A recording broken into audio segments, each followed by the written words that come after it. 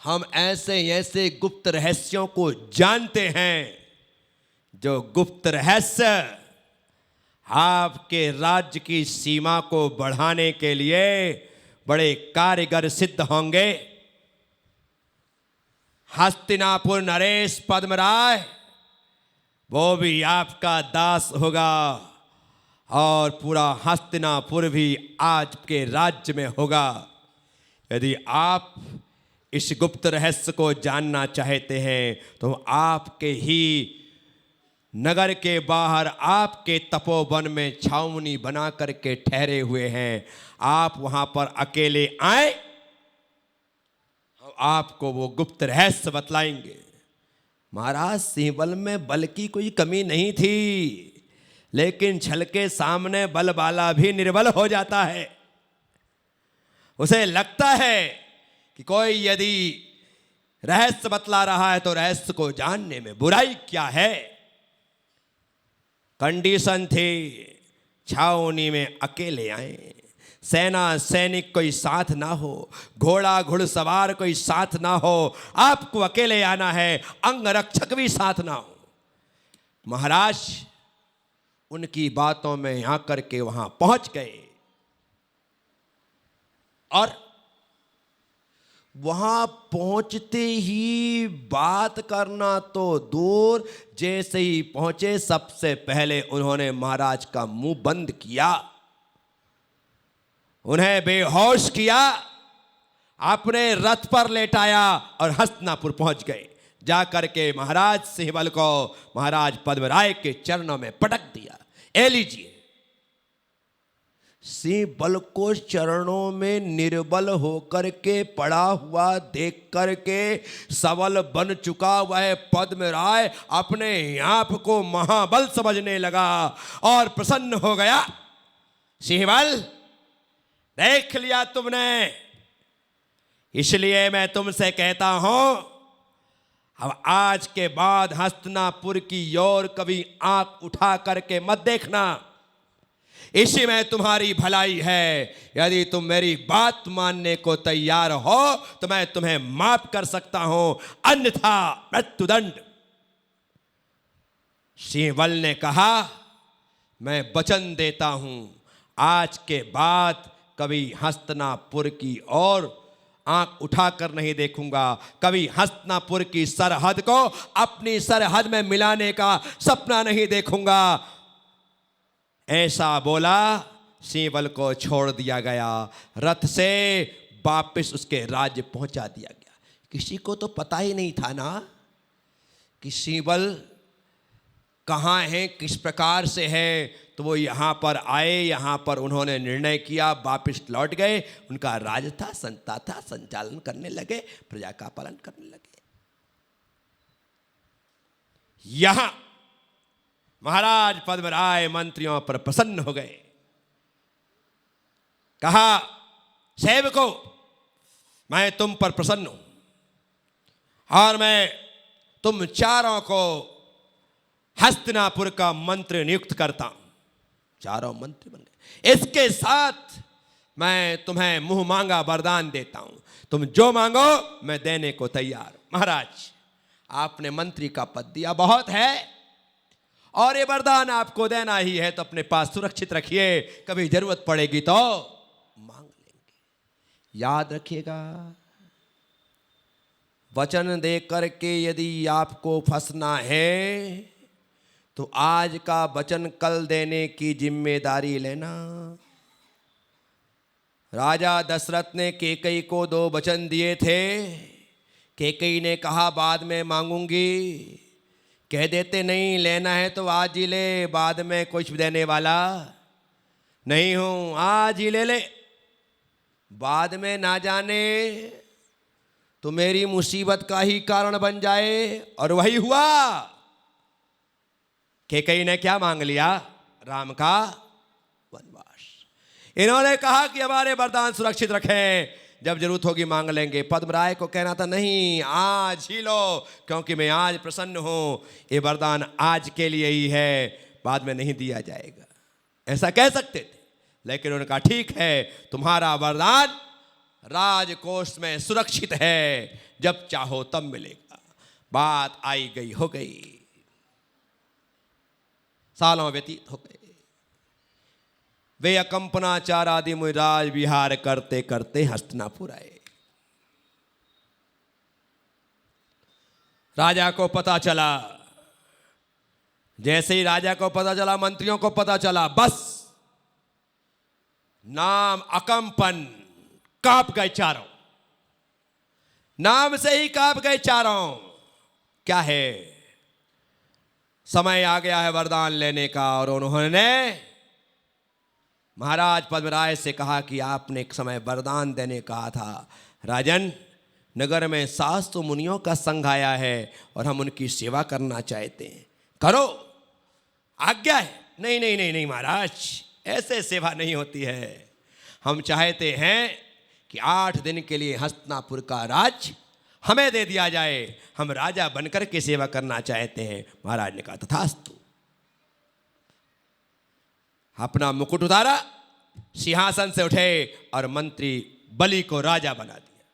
राजा बनते ही बलि ने मुनिराजाओं को घेर लिया। अश्वमेध नैर्मेध यज्ञ प्रारंभ कर दिए। पशुओं की बलि दी जाने लगी, कि भिक्षिक दान दिया जाने लगा।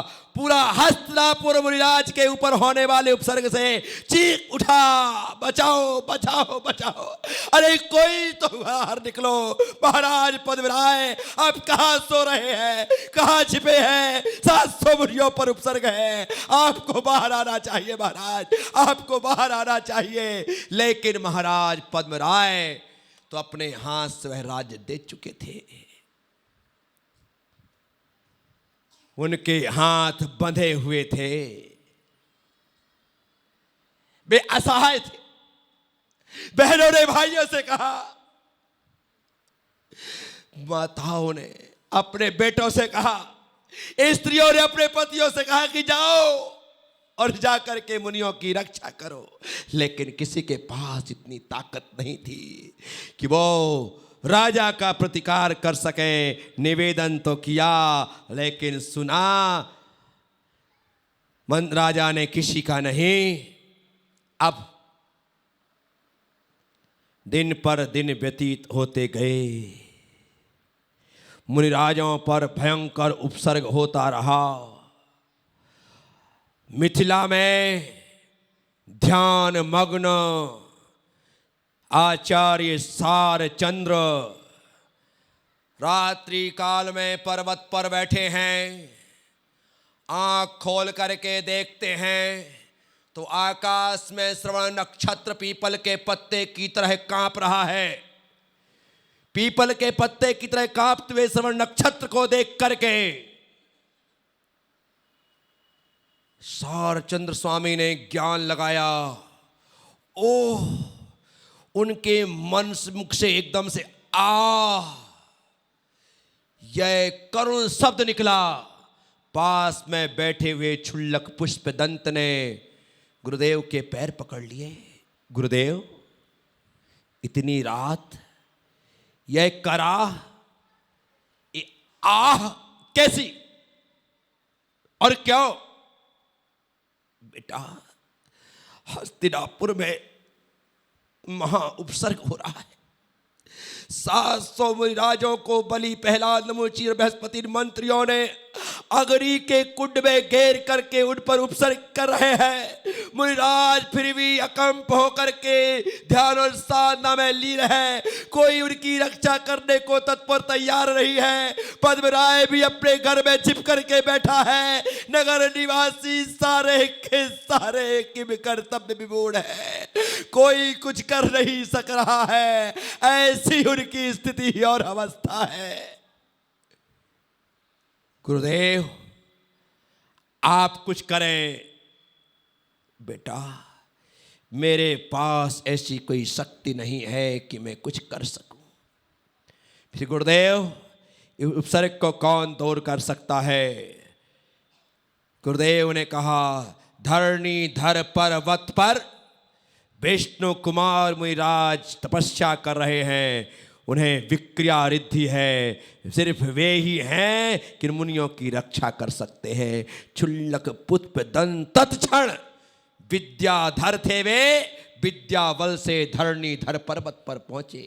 जाकर उन्होंने विष्णु कुमार मुनिदास से निवेदन किया, सारी बात बतलाई। विष्णु कुमार मुनिदास को पता ही नहीं है कि वे रिद्धिधारी हैं। उन्होंने हाथ बढ़ा करके देखा तो उनका हाथ बढ़ते बढ़ते बढ़ते स्वयंभू रमण समुद्र तक पहुंच गया। उन्हें अपनी विक्रिया पर विश्वास कि हाँ मुझे विक्रिया रिद्धि है, विक्रिया को संकुचित किया और वे उठ खड़े हुए, सीधे हस्तिनापुर पहुंचे। हस्तिनापुर में जाकर के पद्मराय के द्वार पर पहुंचे और पद्मराय के सामने जाकर के उसे फटकार लगाते हुए कहा, क्या पिताश्री ने तुम्हें राज इसलिए दिया था कि तुम भगवान ऋषभदेव की इस हस्तिनापुर नगरी जहां पर भी आहार के लिए आए उसे कलंकित करो। शांतिनाथ, कुंथनाथ, अरयनाथ जहां पर जन्मे उस भूमि को तुम कलंकित करो। जहां पर राजा श्रेयांस जैसे महाप्रतापी हुए उस भूमि को तुमने कलंकित कर दिया। धिक्कार है तुम्हें। पद्मराय ने विष्णु कुमार मुनिदास के पैर पकड़ लिए, कहा माफ करिए, मैं वचनबद्ध था, मुझे इनकी दुष्टता ज्ञात नहीं थी। आप मुझे जो दंड देना चाहें दे सकते हैं, लेकिन पहले मुनियों की रक्षा करें। विष्णु कुमार मुनि महल से निकल करके सीधे उस यज्ञशाला में पहुंचे। वह भी बामन का भेष बनाकर। क्या इतने से बटुक ब्राह्मण बने, वहां पहुंचे। जैसे ही बलि ने देखा कि बटुक ब्राह्मण यहां पर है, खुश हो गया। बटुक ब्राह्मण, आज तुम हमारे सामने आए हो, बोलो तुम्हें क्या चाहिए। राजन, बड़ी तारीफ सुनी आपकी और उस तारीफ को सुन करके ही बड़े दूर से आपके पास भिक्षा की इच्छा से आया। क्या चाहिए? बस थोड़ी सी इच्छा है, परंतु आप मुझे देंगे या नहीं पहले ये पक्का कर लीजिए। मेरे द्वार से अभी तक कोई खाली नहीं लौटा है। हे ब्राह्मण देव, हम आप जो मांगेंगे वो देंगे। हे राजन, मुझे राजा महाराजाओं पर विश्वास नहीं होता।